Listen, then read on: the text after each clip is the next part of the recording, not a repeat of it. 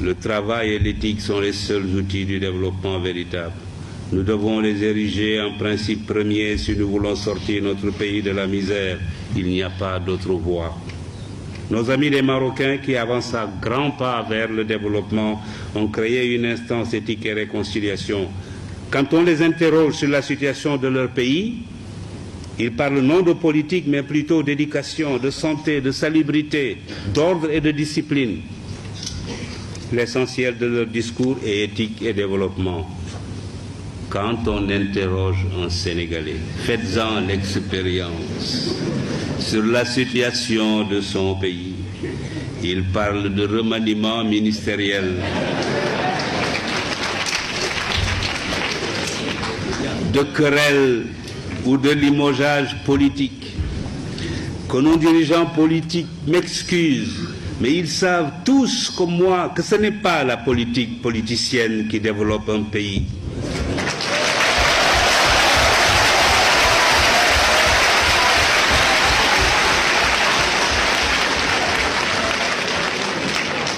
J'ai écrit dans un recueil de discours et d'allocutions que je me propose de publier bientôt que ce genre de politique est le métier le plus facile du monde.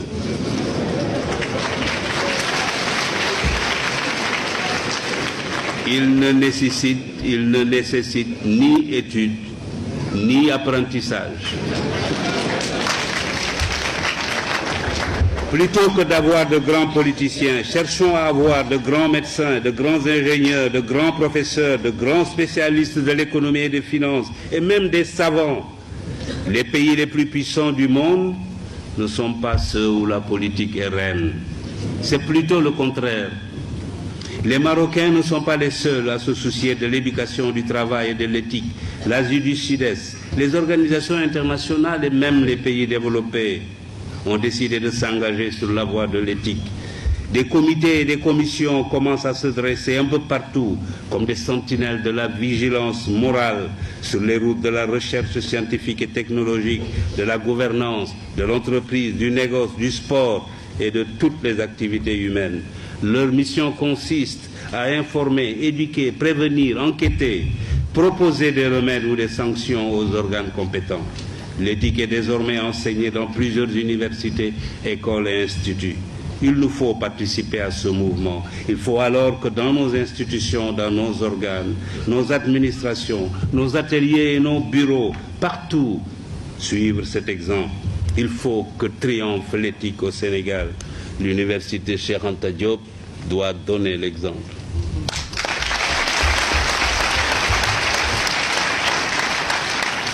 Oh, je sais qu'il y a des frémissements à cet égard dans notre pays, notamment chez les médecins et chez quelques journalistes.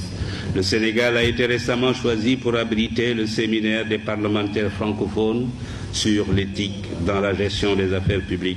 J'ai lu avec intérêt les contributions à ce séminaire et surtout celles de Mme Fall Sidibé. Mais c'est encore bien insuffisant. Nous devons, dans ce domaine, participer et dans tous les secteurs à l'effervescence qui se constate ailleurs. Alors, debout, comme dit notre hymne, pour bâtir un Sénégal uni autour du travail, de l'éthique et de l'intérêt général. C'est un choix fondamental. On ne paraît plus ringard en le préconisant. Je le préconise. Je ne serai peut-être plus de ce monde quand surviendront les conséquences de ce choix pour lequel les Sénégalais auront opté en faisant soit ce qui est éthique, soit ce qui ne l'est pas. Ce jour-là, je suis sûr qu'ils diront en eux-mêmes. Et pourtant, le père Kéba, avant de partir, nous avait prévenus.